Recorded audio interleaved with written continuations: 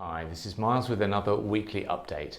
Now, many of you are aware that this week we were finalists in the Health Service Journal Acute Trust of the Year, and we were shortlisted down to the final four.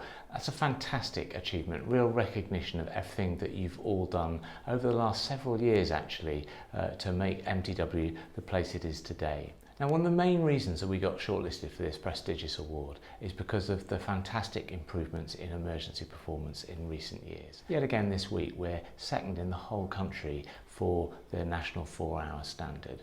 So I thought this week it would be a good chance to focus on the work of our emergency departments throughout the pandemic. Now, like lots of other departments, the emergency departments have made big changes to their working practices.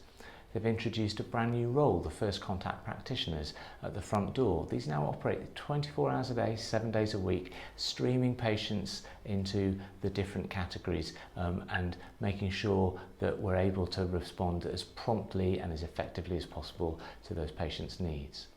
We've had to introduce additional RAPs, that's rapid assessment points, on both sites to look after both query COVID and not query COVID patients. And at Maidstone we've actually had to build a new RAP during the first wave. And then of course on both sites, children's emergency care has had to move out of the emergency department in order to support best care and distancing. So this has been a huge amount of change. And the emergency departments haven't done this in isolation. They've worked as a wider system, in particular with colleagues in primary care, so that we've now got really effective consultant to GP liaison every day. The emergency departments have supported our GP colleagues in developing hot hubs and have worked with NHS 111 to ensure that there are now timed appointments for patients. And of course, the emergency departments have done a lot of work with CCAM to manage ambulance arrivals and make sure that we haven't had the problems at our hospitals of ambulances queuing that many of you will have read about elsewhere in the country throughout the pandemic. And in achieving all of this, the emergency departments have been really grateful for the support that they've received from so many other colleagues around the organisation.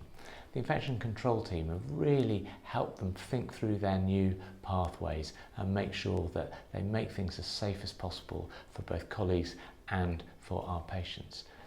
The orthopaedic department, who've obviously been doing less elective work during the pandemic, have been overseeing minor injuries. Our point of care testing team have really worked with the emergency team to introduce rapid testing, and the new rapid COVID tests are making a big difference to how we manage our patients. And like so many other departments, the emergency departments have embraced videos to ensure patient safety and provide people with good guidance.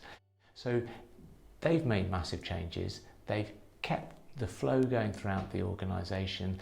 They've provided fantastic care to our patients, and they've really appreciated the support that they've received from everybody else. Now, finally, I just wanted to mention the vaccine again. As many of you know, we've already got 88% of our staff have had their first dose, which is fantastic. And we're now rolling out second doses, so that already a fifth of our staff have had their second dose. But for those people who haven't yet had the vaccine, it's never too late. We really want you still to come forward. If you've got questions about the vaccine and how it might affect you, and lots of people have got very legitimate questions, we can answer those. We've got people who can really take you through what it means for you personally and what the benefits and risks are of taking the vaccine. And I really want to see as many people as possible vaccinated so that they can protect themselves and their families going forwards. So that's enough from me for another week.